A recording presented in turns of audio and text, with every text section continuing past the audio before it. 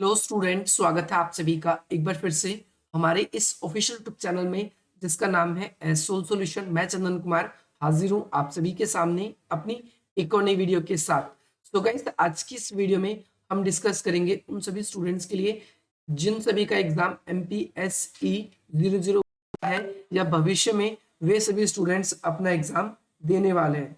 तो आज हम डिस्कस करेंगे उन सभी स्टूडेंट्स के लिए जो उनका पेपर आया था और एक्चुअलिटी में कई बच्चों को क्वेश्चन काफी मुश्किल लगा है और इसमें कई चीजें आसान भी आई थी। तो अगर आपने आंसर लिखा है तो उसमें क्या क्या चीजें ऐड कर सकते थे और क्या क्या चीजें नहीं। तो यहाँ पर देखते हैं, जैसे फर्स्ट क्वेश्चन में है भारत का वैश्विक दृष्टिकोण किस प्रकार विकसित हुआ है।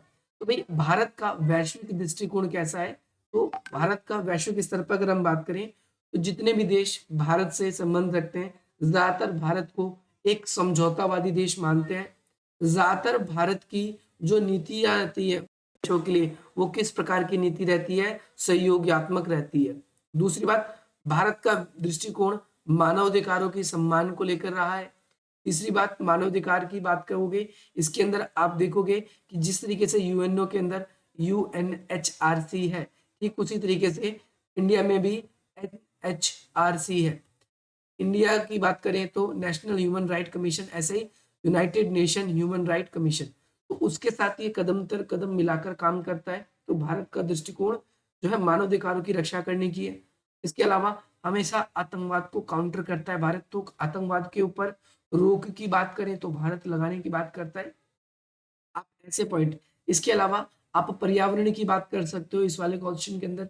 भाई पर्यावरण जो है वो क्यों हमारे लिए एक इम्पॉर्टेंट इशू बन चुका है, इसमें भारत का एक महत्वपूर्ण पक्ष देखने को मिलता है। इसके अलावा अगर हम पूरी दुनिया में अमीरों के द्वारा या ताकतवर देशों के द्वारा तो कमजोर देशों का एक्सप्लॉइटेशन होता है, उसके उसके लिए भी हम यहाँ पर कहना कहना कहें कहीं ना कहीं हम कहें पर भी हम देखते हैं कि अमीरों के द्वारा गरीबों का जो एक्सप्लॉइटेशन होता है उसके खिलाफ भारत बात करता है। हर एक देश की अखंडता बनी रहे, सीमाओं का सम्मान हो, ऐसे दृष्टिकोण भारत का अंतरराष्ट्रीय स्तर पर विकसित हुआ है।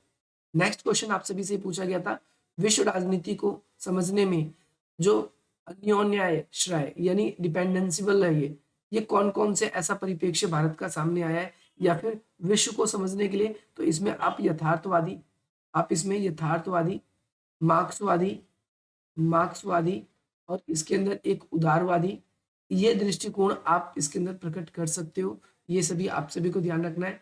और इसके बाद में हम आगे की बात करें तो इसके अंदर उदारवादी भी डाल सकते हो। तो ये विश्व के दृष्टिकोण को समझने में सहायक हुए। अगला है गुटनिरपेक्षता तथा नेहरूवादी सर्वसम्मति, यानी नेहरू की क्या भूमिका थी? स्टार्टिंग में गुटनिरपेक्षता जब आया तो उसमें आप सभी को पता है कि बाड़ूंग सम्मेलन के बारे में हमने चर्चा कर रखी है। तो नेहरू की क्या भूमिका थी? जैसे बर्लिन पे भी आप सभी को पता है कि जब भी संकट बढ़ जाता था तो उस समय, या फिर कोरिया के वॉर में गुटनिरपेक्षता ने मध्यस्थता की भूमिका निभाने की कोशिश करी है। तो इन सब प्रोस्पेक्टिव में साथ ही साथ में एक इंडिया तथा जो न्यूली इमर्ज कंट्री थी उन सभी के लिए कितना इंपॉर्टेंट था कि वो अपनी स्वतंत्रता को सुनिश्चित कर सके, ताकतवर देश उन पर दबाव ना बनाए। इस चीज को हम कहीं ना कहीं इसके अंदर इंपॉर्टेंट या तवज्जो देते हैं। इस चीज के लिए भी इंपॉर्टेंट बन गया था। ये वाला क्वेश्चन आप सभी को बिल्कुल कर लेना था। नेक्स्ट क्वेश्चन है, भारत की आर्थिक स्थिति अपने विषय जो विदेशी विकल्प के प्रदर्शित करती है। जैसे भारत के अंदर खनिज संसाधन की बात करते हैं, भारत के कोयला, पेट्रोलियम, ये सब पेट्रोलियम कम पाया जाता है लेकिन मुंबई हाई में आज सबसे ज्यादा पेट्रोलियम निकाला जा रहा है, आप सभी को पता है। हम उसको भी एक पल के लिए सेव करके रखते हैं। यहाँ पर हम यहाँ पर सेव करके रखते हैं, क्यों सेव करके रखते हैं? ताकि भविष्य में कभी वॉर हो जाए तो उस जगह हम यूज कर सकते हैं। इसके अलावा कोयला, पेट्रोलियम या अन्य प्राकृतिक संसाधन, चाहे वन्य संसाधन है, दवाइयाँ हैं या अन्य चीजें, उनका जो हम जितना ज्यादा निर्यात करते हैं, हम दूसरे देशों को भेजते हैं, तो ये भारत की विदेश नीति के लिए इंपॉर्टेंट है। हर एक देश को आज भारत के अंदर एक इम्पॉर्टेंट मार्केट दिखता है, तो उस वो इम्पॉर्टेंट मार्केट के कारण ही वो भारत के साथ में एक अपने अच्छे संबंध बनाने की कोशिश करते हैं। इसके अलावा आप मार्केट्स को छोड़कर आप देख लो, ई कॉमर्स हो गया या फिर जितने भी टेक्नोलॉजी की चीजें हैं, वो अगर इंडिया में उनका व्यापार अच्छा है तो पूरी दुनिया में वो अपना व्यापार अच्छा कर पाते हैं। तो ये आप सभी को कॉन्सेप्ट भी ध्यान रखना है। नेक्स्ट क्वेश्चन आप सभी के लिए ये है कि श्रीलंका में शांति स्थापना में महत्वपूर्ण भूमिका क्या थी? आप सभी को पता है कि 1985 में हमारे राजीव गांधी पीएम बने और श्रीलंका में राजीव गांधी, ये बनी बह राजीव राजीव गांधी राजीव गांधी जो है वो हमारे क्या बने, पीएम बने। और पीएम बनने के बाद में आप सभी को पता है कि इन्होंने 1987 के अराउंड समथिंग, इसके लगभग में जो है पीस कीपिंग फोर्स PKF, ये इन्होंने क्या किया था, ये श्रीलंका भेजा था। और श्रीलंका में मुख्य रूप से आप सभी को पता है श्रीलंका के अंदर दो प्रकार की जातीय संघर्ष देखने को मिलती है। पहला तमिल है, पहले नंबर पे हम देखते हैं यहाँ पर तमिल है श्रीलंका के अंदर, और दूसरा पहला तमिल है और दूसरा सिंगली सिंगली। तो ये दोनों के दोनों कॉन्सेप्ट आप सभी को याद रखने, पहला तमिल है दूसरा सिंगली। इन दोनों जातियों के बीच में बहुत ज्यादा संघर्ष होता है। जो सिंगली है उनका कहना है कि इंडिया का जो साउथ का तमिलनाडु का पोर्शन है, इस तमिलनाडु से यहाँ से इस भाग से जो है वो श्रीलंका के अंदर तमिल आके बस गए, वो उन्हें चाहते कि बाहर निकाल दे, सिंगली चाहते तमिलों को। लेकिन जब वहां पर बस गए तो बसने के बाद में अब कहना है, क्या कहना है आप ध्यान से समझेंगे आप सभी, कि भारतीय जो है उनका कहना है कि अब जो जहां पर बस गए, और तमिलनाडु में भी जो कांग्रेस पार्टी है उनको थोड़ा सा जो मिले, इसीलिए उन्होंने उस समय पर, ध्यान से ध्यान रखना है, उस समय पर जो है अपनी बढ़त बनाने के लिए राजीव गांधी ने अपनी सेना श्रीलंका भेजी, ताकि तमिलों को हम हेल्प करेंगे तो तमिलनाडु में हमें कुछ अच्छा वोटिंग मिल जाएगा, कुछ अच्छी चीजें हमारे साथ हो सकती है यहाँ पर।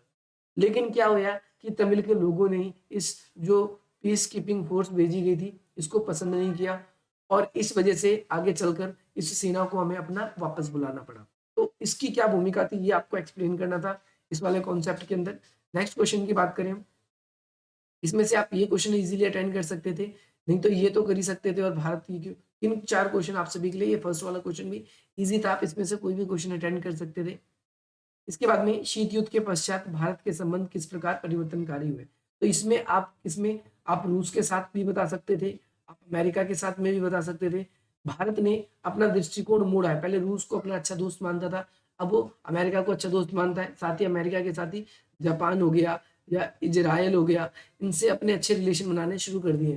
पहले इजराइल जो नेतन्याहू यहाँ के पीएम थे, उनसे पहले इजराइल के, उनसे पहले हमारे इजराइल से ज्यादा अच्छे संबंध नहीं थे, लेकिन नरेंद्र मोदी और नेतन्याहू से हमारे रिलेशन बढ़िया होने लगे। तो डायरेक्टली ये बताना है कि शीत युद्ध के पश्चात हमारे रिलेशन थोड़े अच्छे होने लगे। जैसे कोल्ड वॉर के एंड के टाइम पे हम देखते हैं 1985 के बाद जब राजीव गांधी पीएम बने थे तो उन्होंने चीन की यात्रा करी।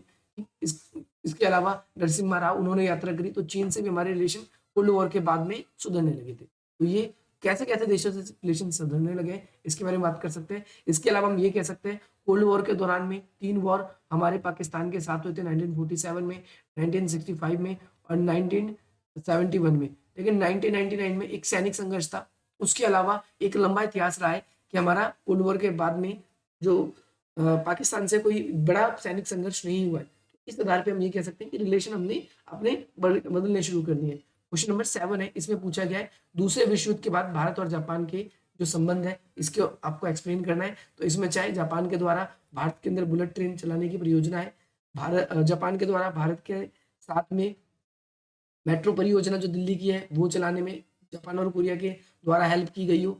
इसके अलावा जो यहाँ के पीएम थे शिंजो आबे, उनके द्वारा भारत की यात्रा की गई हो, या नरेंद्र मोदी के द्वारा वहां पर आना जाना लगा हो। तो ये काफी ज्यादा आप सभी को पता है कि नेतन्याहू की जब मृत्यु भी हुई, यहाँ पर शिंजो आबे की जब मृत्यु हुई तो उसके बाद में हमारे मोदी जी भी वहां पर गए थे। तो हमारे रिलेशन, उनके रिलेशन काफी ज्यादा अच्छे होने लगे। इसके अलावा कश्मीर वाला जो कॉन्सेप्ट है ये थोड़ा सा इंपॉर्टेंट क्यों बन जाता है हमारे लिए, कश्मीर वाला जो कॉन्सेप्ट है ये हमारे लिए इंपॉर्टेंट क्यों बन जाता है, इसके बारे में आप सभी को यहाँ पर बताना है।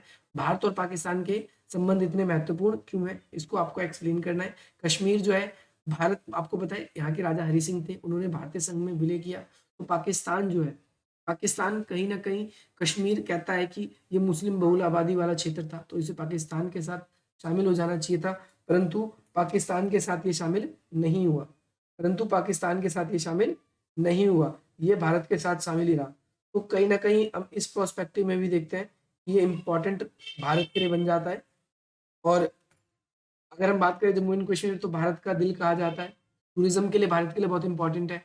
और साथ ही साथ में जो चाइना के साथ में और पाकिस्तान के साथ में जो बॉर्डर शेयर करता है, तो दोनों देशों के लिए कश्मीर एक काफ़ी ज़्यादा एक इम्पॉर्टेंट रोल प्ले करता है। तो इसमें कश्मीर की वैल्यूज़ आपको बतानी थी। इसके अलावा दक्षिण पूर्वी एशिया सुरक्षा सहयोग सार्क के बारे में बात हो रही है। देखो पूरा नाम दे दिया, south Asian association regional corporation, सहयोग संगठन, इसकी सार्क की आपको एक्सप्लेनेशन देनी थी। तो कितना आसान था ये क्वेश्चन, और ये क्वेश्चन आपको बताया हुआ, ये भी क्वेश्चन आया हुआ है। भारत के किसी न किसी से संबंध पूछे जाएंगे, ये पूछा गया था। और इसमें तो क्या है, आपको थोड़े थोड़े संबंध सबके भी पता है, तो आप यहाँ से एक क्वेश्चन ये अटेंड कर सकते थे, एक क्वेश्चन अगर आपको जापान वाला आता तो ठीक, नहीं आता तो भी ठीक। आप यहाँ पर से देखो, प्रधानमंत्री कार्यालय जो पीएमओ, ये वाली वीडियो मैंने बोली थी आपको देखनी है, क्योंकि ये वीडियो अपलोड भी कर रखी थी। और एनएसजी, इन दोनों के बारे में, है ना, एनएससी, एनएससी नेशनल सुरक्षा परिषद, राष्ट्रीय सुरक्षा परिषद, सिक्योरिटी काउंसिल जो है, इसके बारे में ये किस तरीके से भारत की विदेश नीति को प्रभावित करती है, ये वाला क्वेश्चन आपसे पूछा गया था। सो होपफुली आपको ये वीडियो पसंद आएगी, और इसी प्रकार के इंटरेस्टिंग वीडियोस पाने के लिए आप हमारी वीडियो को लाइक करेंगे और अधिक से अधिक मित्रों तक शेयर करेंगे। चलिए बाकी मिलते हैं आप सभी से अपनी अगली वीडियो में। जय हिंद, जय